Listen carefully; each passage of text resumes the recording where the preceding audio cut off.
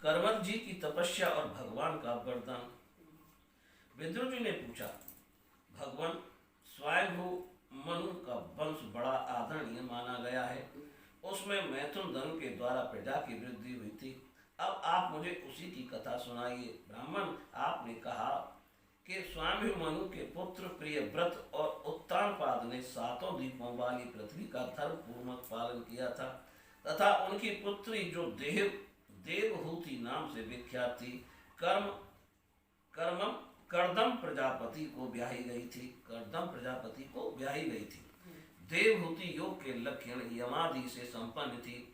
उससे महायोगी कर्मठ जी ने कितनी संतानें उत्पन्न की, वह सब प्रसंग आप मुझे सुनाइए। मुझे उसके सुनने की बड़ी इच्छा है। इसी प्रकार भगवान रुचि और ब्रह्मा जी के पुत्र दक्ष प्रजापति ने भी मनु जी की कन्याओं का पाणी ग्रहण करके उनमें किस प्रकार क्या क्या संतान उत्पन्न की, यह सब चरित्र भी मुझे सुनाइए। मित्र जी ने कहा, विदुर जी, जब ब्रह्मा जी ने भगवान कर्दम को आज्ञा दी कि तुम संतान की उत्पत्ति करो, तो उन्होंने 10,000 वर्षों तक सरस्वती नदी के तीर पर तपस्या की। वे एकाग्रचित से प्रेम पूर्वक पूजनोपचार द्वारा शरणागत वरदायक श्री हरि की आराधना करने लगे। तब सतयुग के आरंभ में कमल नयन भगवान श्री हरि ने उनकी तपस्या से प्रसन्न होकर उन्हें अपने शब्द ब्रह्ममय स्वरूप से मूर्तिमान होकर दर्शन दिए। भगवान की वह भव्य मूर्ति सूर्य के समान तेजोमय थी। वे गले में श्वेत कमल और कुमुद के फूलों की माला धारण किए हुए थे। मुख कमल नीली और चिकनी अलकावली से सुशोभित था। वे निर्मल वस्त्र धारण किए हुए थे। सिर पर झिलमिलाता हुआ स्वर्ण में मुकुट, कानों में जगमगाते हुए कुंडल और कर कमलों में शंख चक्र गदा आदि आयुध विराजमान थे।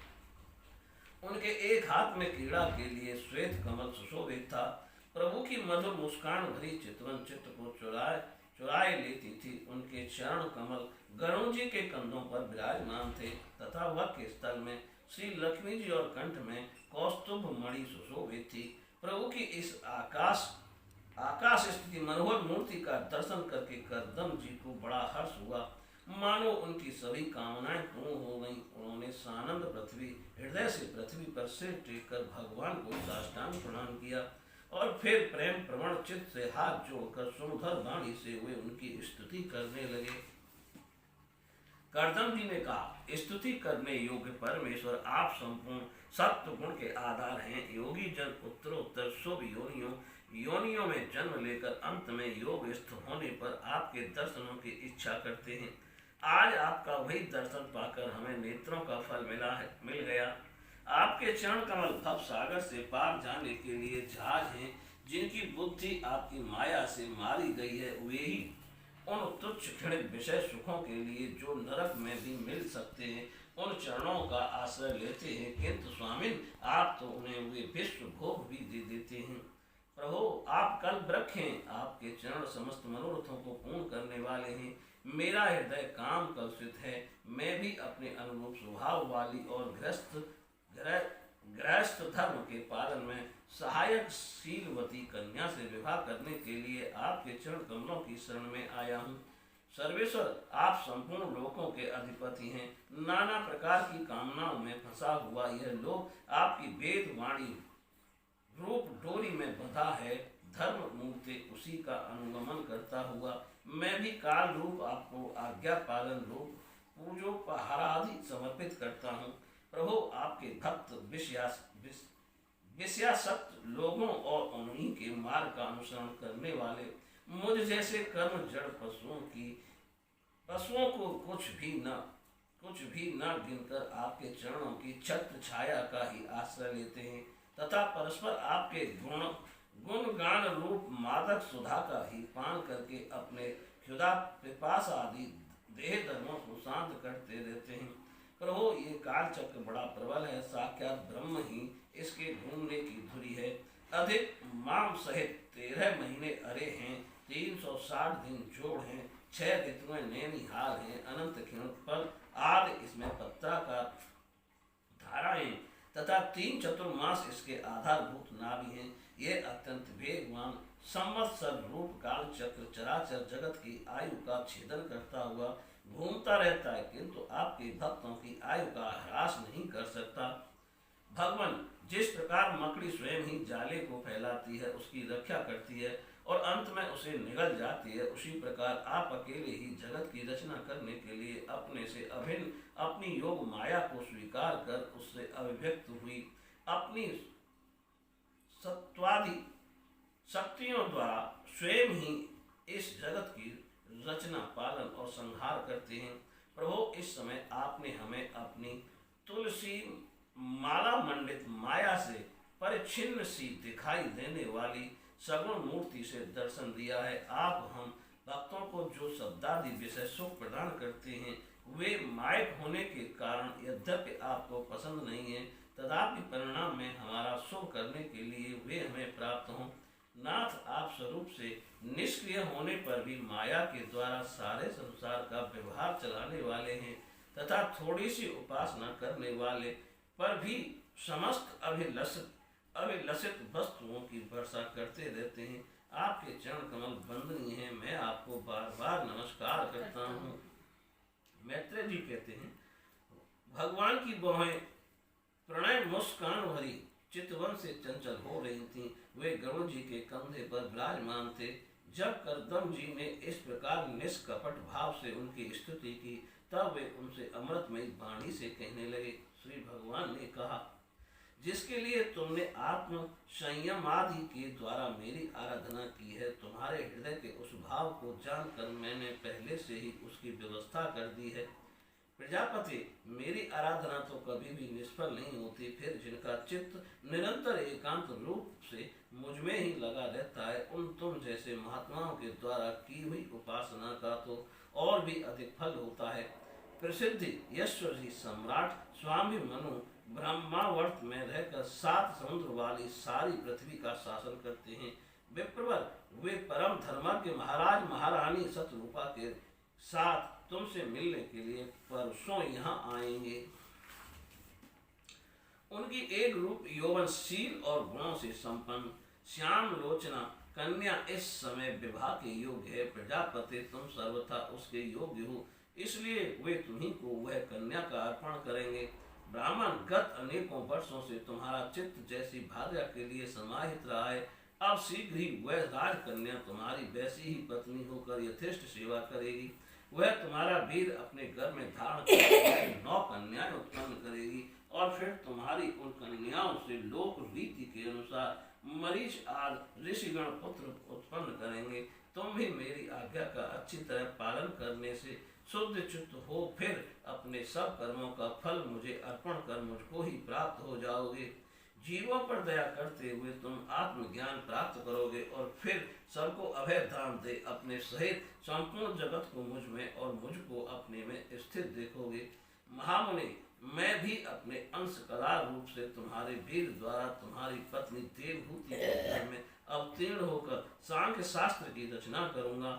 मैत्रेय जी कहते हैं, विदुर जी, कर्मठ ऋषि से इस प्रकार संभाषण करके इंद्रियों के अंतर्मुख होने पर प्रकट होने वाले श्री हरि सरस्वती नदी से घिरे हुए बिंदुसर तीर्थ से जहाँ कर्दम ऋषि तप कर रहे थे, अपने लोक को चले गए। भगवान के सिद्ध मार्ग वैकुंठ मार्ग की सभी सिद्धेश्वर प्रशंसा करते हैं। वे कर्दम जी के देखते देखते अपने लोक को सिधार गए। उस समय गरुड़ जी के पंखों से जो शाम की आधारभूत दिशाएं निकल रही थी, उन्हें वे सुनते जाते थे। विदुर जी, श्री हरि के चले जाने पर भगवान कर्दम उनके बताए हुए समय की प्रतीक्षा करते हुए बिंदु सरोवर पर ही ठहरे रहे। वीरवर इधर मनु जी भी महारानी शतरूपा के साथ सुवर्ण जटित रथ पर सवार होकर तथा उस पर अपनी कन्या को भी बिठाकर पृथ्वी पर विचरते हुए जो दिन भगवान ने बताया था, उसी दिन शांति परायण महर्षि कर्दम के उस आश्रम पर पहुंचे। सरस्वती के जल से भरा हुआ ये बिंदु सरोवर वह स्थान है जहाँ अपने शरणागत भक्त कर्दम के प्रति उत्पन्न हुई अत्यंत करुणा के वशीभूत हुए भगवान ने के नेत्रों से आंसुओं की बूंदें गिरी थीं। यह तीर्थ बड़ा पवित्र है, इसका जल करुणा कल्याणमय और अमृत के समान मधुर है तथा महर्षि गण सदा इसका सेवन करते हैं। उस समय बिंदु सरोवर पवित्र वृक्ष लताओं से घिरा हुआ था, जिनमें तरह तरह की बोली बोलने वाले पवित्र मृग और पक्षी रहते थे।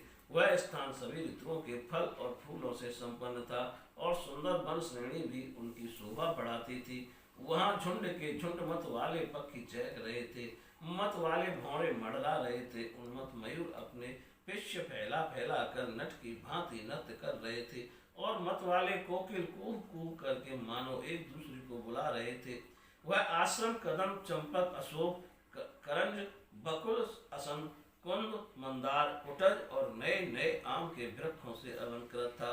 वहाँ जल काग बतख आज जल पर तैरने वाली पक्षी हंस कुरुर जल मुर्ग सारस चकवा और चकोर मधुर स्वर से कलरव कर रहे थे। हरिण सुअर स्याही नील गाय हाथी लंगूर सिंह बानर नेवले और कस्तूरी मृग आदि पक्षियों से भी वह आश्रम घिरा हुआ था। आदिराज महाराज मनु उस समय उस उत्तम तीर्थ में कन्या के सहित पहुंचकर देखा कि मुनिवर कर्दम अग्निहोत्र से निवृत्त होकर बैठे हुए। बहुत दिनों तक उग्र तपस्या करने के कारण वे शरीर से बड़े तेजस्वी दीख पड़ते थे तथा भगवान के स्नेह पूर्ण चितवन के दर्शन और उसके उच्चारण किए हुए कर्णामृत रूप सुमधुर वचनों को सुनने से इतने दिनों तक तपस्या करने पर भी वे विशेष दुर्बल नहीं जान पड़ते थे। उनका शरीर लंबा था, नेत्र कमल दल के समान विशाल और मनोहर थे। सिर पर जटाएं सुशोभित थी और कमर में चीर वस्त्र थे। वे निकट से देखने पर बिना सान पर चढ़ी हुई महामूल्य मणि के समान मलिन जान पड़ते थे। महाराज स्वामी मनु को अपनी कुटी में आकर प्रणाम करते देख उन्होंने उन्हें आशीर्वाद से प्रसन्न किया और यथोचित आतिथ्य की रीति से उनका स्वागत सत्कार किया। जब मनु जी उनकी पूजा ग्रहण कर स्वस्थ चित्त से आसन पर बैठ गए, तब मुनिवर कर्दम ने भगवान की आज्ञा का स्मरण कर उन्हें मधुर वाणी से प्रसन्न करते हुए इस प्रकार कहा।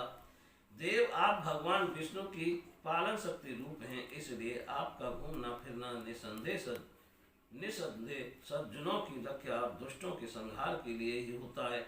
आप साक्षात विशुद्ध विष्णु स्वरूप हैं तथा भिन्न भिन्न कार्यों के लिए सूर्य चंद्र अग्नि इंद्र वायु यम धर्म वरुण आदि रूप धारण करते हैं। आपको नमस्कार है। आप मणियों से जड़े हुए जयदायक रथ पर सवार हो अपने प्रचंड धनुष की टंकार करते हुए उस रथ की घर गड़ाट से ही पापियों को भयभीत कर देते हैं और अपनी सेना के चरणों से ढोते हुए भूमंडल को कपाते अपनी उस विशाल सेना को साथ लेकर पृथ्वी पर सूर्य के समान विचरते हैं। यदि आप ऐसा न करें तो चोर डाकू भगवान की बनाई हुई वर्णाश्रम धर्म की मर्यादा को तत्काल नष्ट कर दें तथा विषय लोलुप निरंकुश मानवों द्वारा सर्वत्र अधर्म फैल जाए। यदि आप संसार की ओर से निश्चिंत हो जाएं तो ये लोक दुराचारियों के पंजे में पड़कर नष्ट हो जाए। तो अभी वीरवर, मैं आपसे पूछता हूँ कि इस समय यहाँ आपका आगमन किस प्रयोजन से हुआ है। मेरे लिए जो आज्ञा होगी उसे मैं निष्कपट भाव से सहर्ष स्वीकार करूँगा। बोलिए श्री कृष्ण भगवान की जय।